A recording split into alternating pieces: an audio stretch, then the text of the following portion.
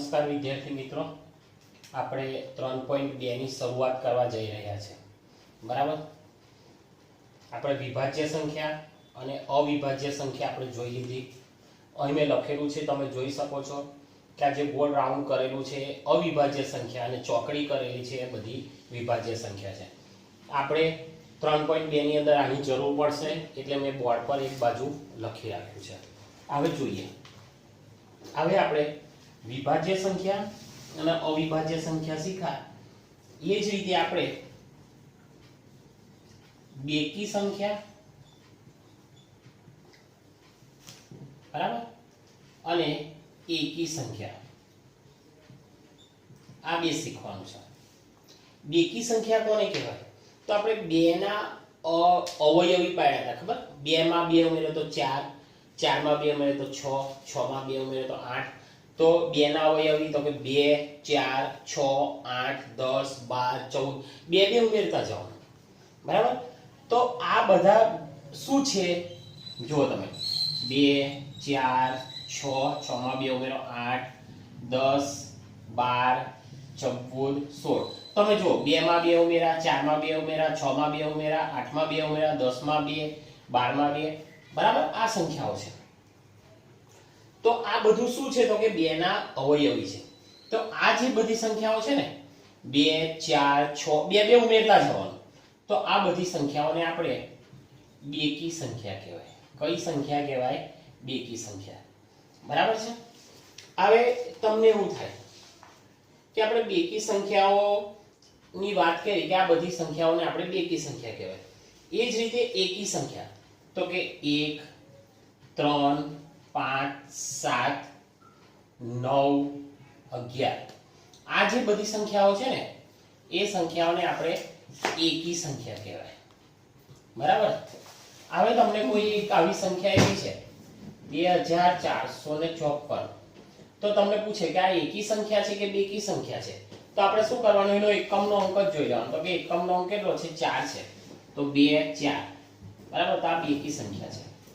આપણને અહીં આપ્યું છે 253. અહીં જુઓ કેટલા છે? 3.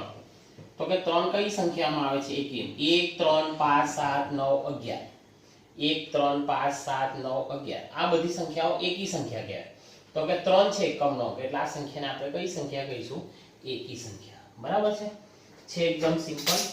હવે આપણને એક પ્રશ્ન આપ્યો છે, જો પહેલા નંબરનો પ્રશ્ન શું કહે છે તે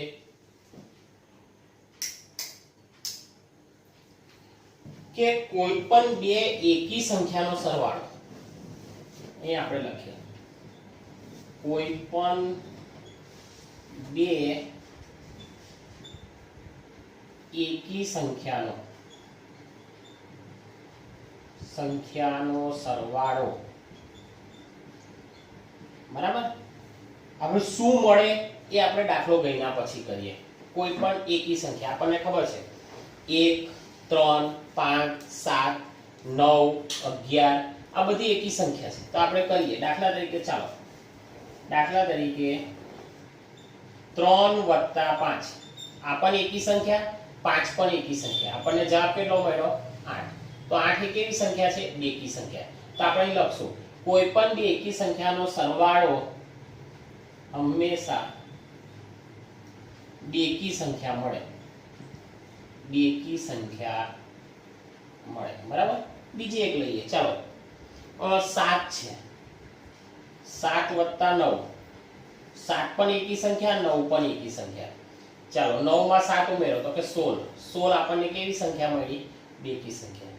બરાબર છે એકદમ સિમ્પલ. આ એ નંબરનો દાખલો. હવે બી નંબરનો. બી નંબર શું કહે છે? બેકી સંખ્યાનો સરવાળો શું હોય એવું કહે છે. એટલે કે કોઈ પણ બે બેકી સંખ્યાનો સરવાળો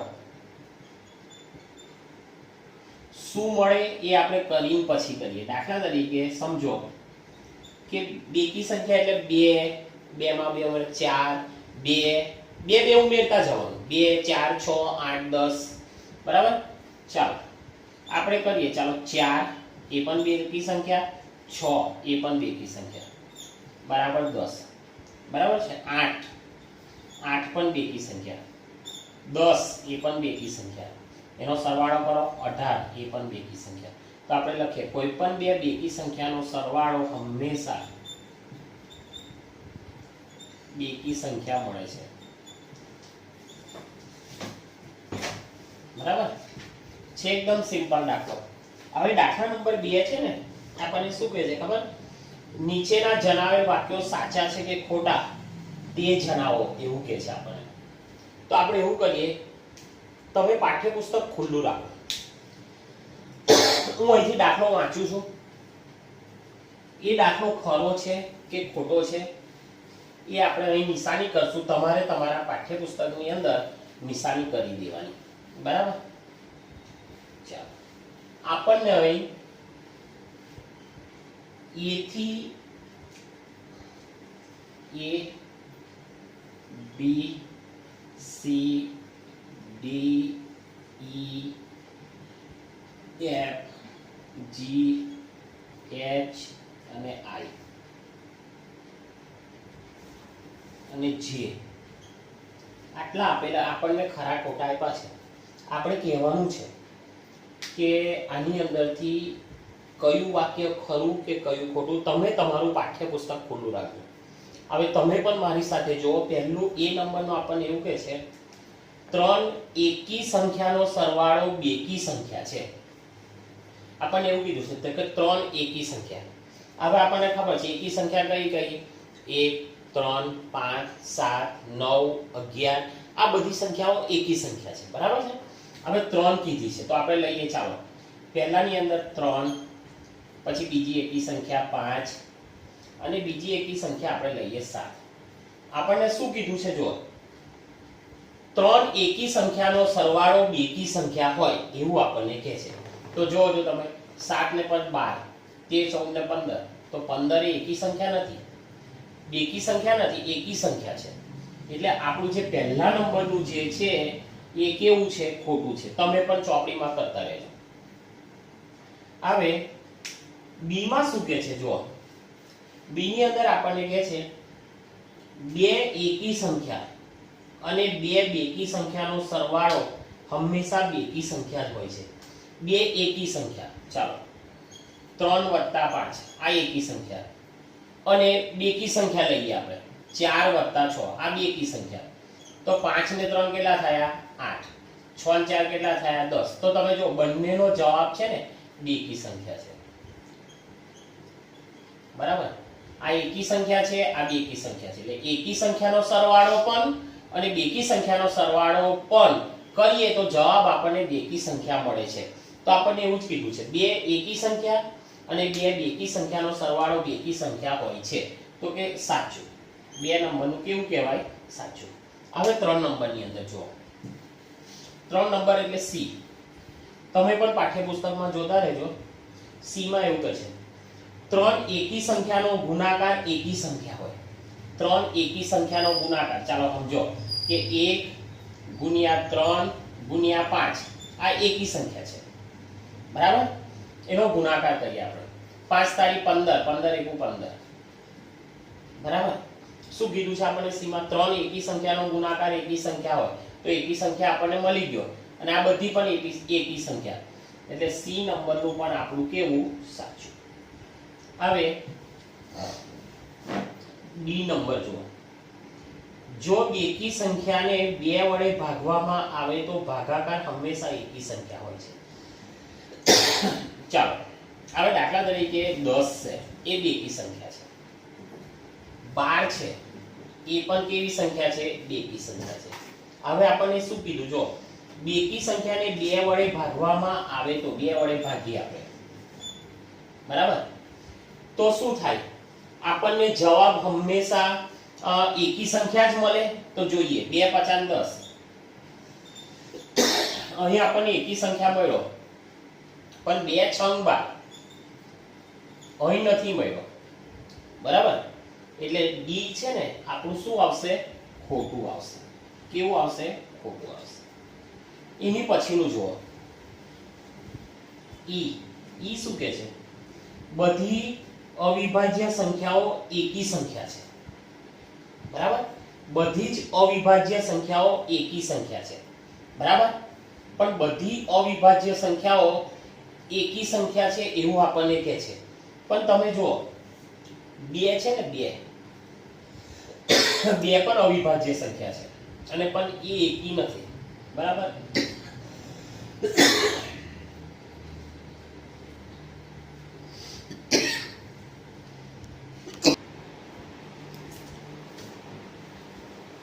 હવે ચાલો એક જુઓ, અવિભાજ્ય સંખ્યાને અવયવ હોતો નથી, તો કે ના, એ પણ આપણું શું આવશે, એક પણ ખોટું આવશે. કેમ ખોટું આવશે તે તમને કહો. અવિભાજ્ય સંખ્યાને અવયવ નથી હોતો એવું નથી. દાખલા તરીકે સમજો કે 5 છે, 5 ના ભલે ભાગ નહીં પડતા, પણ એના અવયવો કયા કયા, તો કે 1 અને 5, બરાબર છે. 11, તો કે 11 ના અવયવો કયા, તો કે 1 અને 11, બરાબર. એટલે અવિભાજ્ય સંખ્યાને અવયવ ના હોય એવું શક્ય નથી, એટલે એ પણ આપણું શું થશે, ખોટું આવશે. જી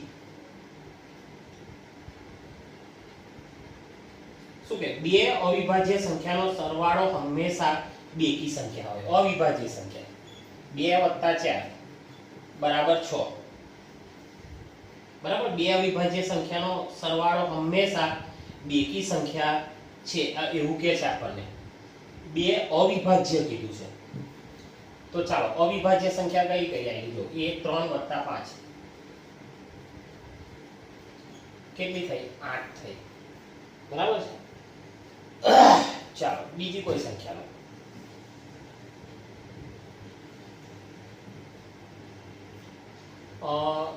13 અને 17 લો, 30 થઈ, બરાબર છે.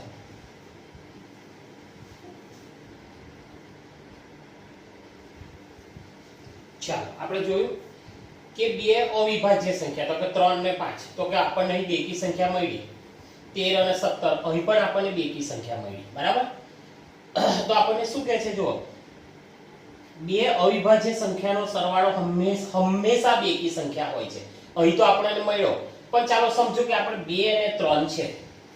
2 એ પણ અવિભાજ્ય સંખ્યા, 3 પણ અવિભાજ્ય સંખ્યા, તો 3 ને 2 5, પણ 5 એ કઈ સંખ્યા નથી, બેકી સંખ્યા નથી, બરાબર. એટલે આપણું જે જી નંબરનું છે એ પણ કેવું આવશે, ખોટું આવશે. હવે જી પછી એચ, 2 એ માત્ર બેકી અવિભાજ્ય સંખ્યા છે, બરાબર છે. 2 કેવું છે, બેકી અને અવિભાજ્ય સંખ્યા છે, એટલે આપણું કેવું આવશે, સાચું આવશે. એની પછી h પછી i, બધી બેકી સંખ્યા વિભાજ્ય સંખ્યા હોય છે એવું કહે છે આપણને, કે બધી બેકી સંખ્યા એ વિભાજ્ય સંખ્યા, એના ભાગ પડે. ચાલો સમજો કે બેકી સંખ્યા આપણી પાસે 6 છે, તો 6 ના ભાગ પાડીએ, તો કે 3 દુના 6, બરાબર. તો એના અવયવો કયા કયા આવે, તો કે 1 2 3 અને 6, બરાબર. એવું આપણને કહે છે. ચાલો બીજી એક સંખ્યા લઈએ, 25 લઈએ, તો 25 ને 1 વડે ભગાય, 5 વડે ભગાય અને 25 વડે ભગાય, બરાબર. પણ શું કીધું છે, i માં ખાસ વાંચજો, બધી બેકી સંખ્યા વિભાજ્ય સંખ્યા છે, પરંતુ તમે જુઓ 2 એ બેકી સંખ્યા છે, પરંતુ 2 એ વિભાજ્ય સંખ્યા નથી. વિભાજ્ય સંખ્યા નથી, 2 એ વિભાજ્ય સંખ્યા નથી, એટલે i આપણું શું આવશે, ખોટું આવશે. અને છેલ્લું, બે બેકી સંખ્યાનો ગુણાકાર હંમેશા બેકી સંખ્યા હોય છે, બરાબર. બેકી સંખ્યા લઈએ, ચાલો 2 × 4, 4 દુના 8, આપણને જે સંખ્યા મળી એ પણ બેકી સંખ્યા છે. બીજી એક સંખ્યા લઈએ, ચાલો 12 × 2, 12 દુના 24, તો 24 પણ કેવી સંખ્યા છે, બેકી સંખ્યા. એટલે આપણું કેવું આવશે, ખરું આવશે. પાઠ્યપુસ્તકની અંદર તમે પણ ખરા ખોટા સાથે કરી દેજો, બરાબર છે.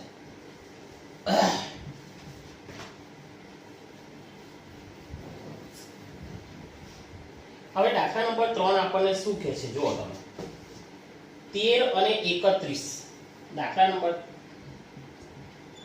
ત્રીજો શું કહે છે ખબર, 13 અને 31 એક એવી સંખ્યા છે અવિભાજ્ય સંખ્યા છે, અવિભાજ્ય સંખ્યા છે 13 અને 31. 13 અને 31 અવિભાજ્ય સંખ્યા છે. આ સંખ્યાના અંકો 1 અને 3 સમાન છે, બરાબર. આ સંખ્યાના અંકો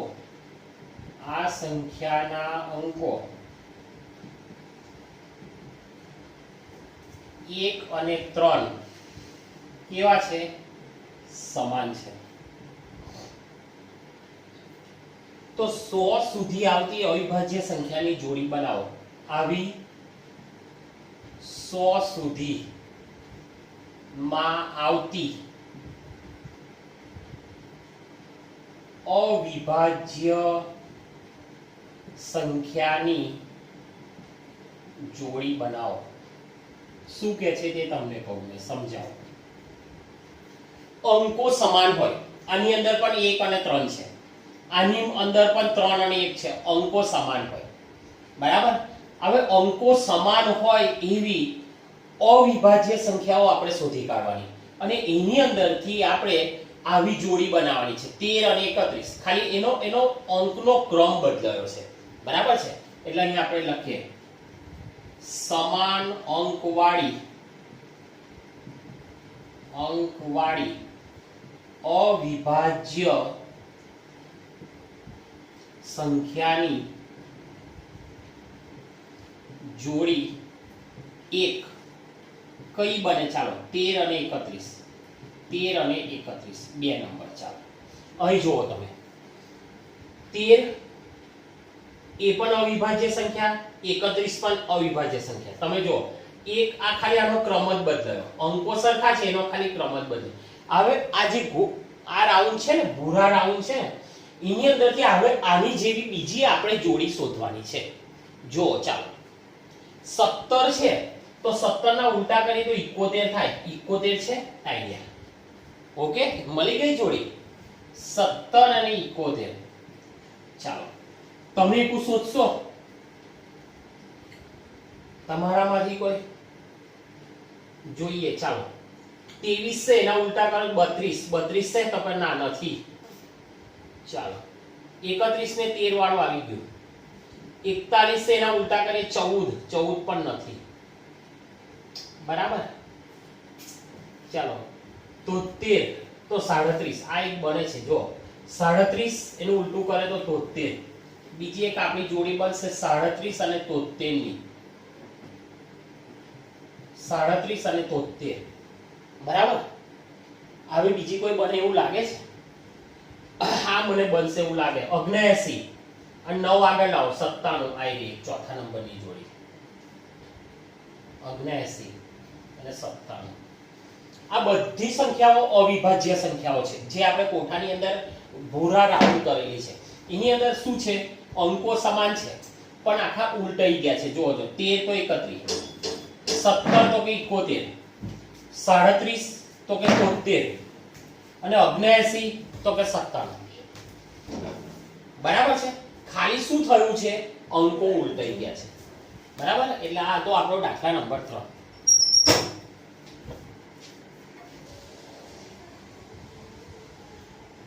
ચાલો દાખલા નંબર 4 શું કહે છે?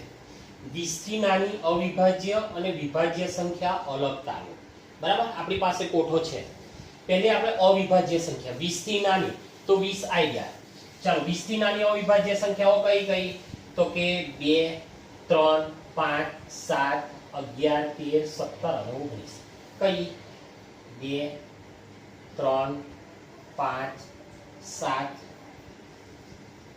પછી જુઓ 11,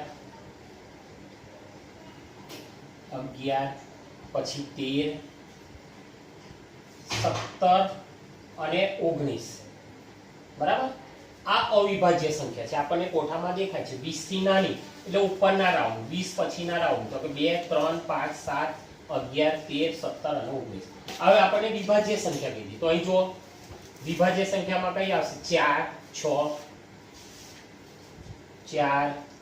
6, પછી 8, 9, 10 12 14 પછી 15 16 અને 18 બરાબર આ 20 થી નાની વિભાજ્ય સંખ્યા જે આપણે આ ચોકડી કરેલી છે તે 20 નહીં લેવાની 20 થી નાની અને આ અવિભાજ્ય રાઉન્ડ વાળી બધી વિભાજ્ય સંખ્યાઓ બરાબર છે એટલે આપણો દાખલા નંબર કયો થયો 4 હવે પાંચમા નંબરનો દાખલો આપણને શું કહે છે જો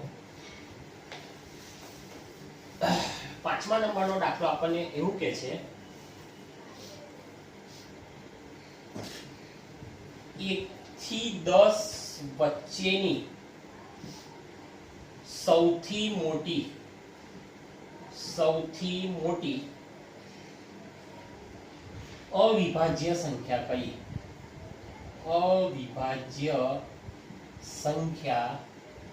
કઈ છે હવે તમે જુઓ જવાબ આપણે લખીએ કે 1 થી 10 વચ્ચેની સૌથી મોટી વિભાજ્ય સંખ્યા કઈ છે તો હવે 1 થી 10 વચ્ચે કઈ વિભાજ્ય સંખ્યા આવે છે તો કે 2 3 5 અને 7 આપણે લખીએ 1 થી 10 વચ્ચેની અવિભાજ્ય સંખ્યા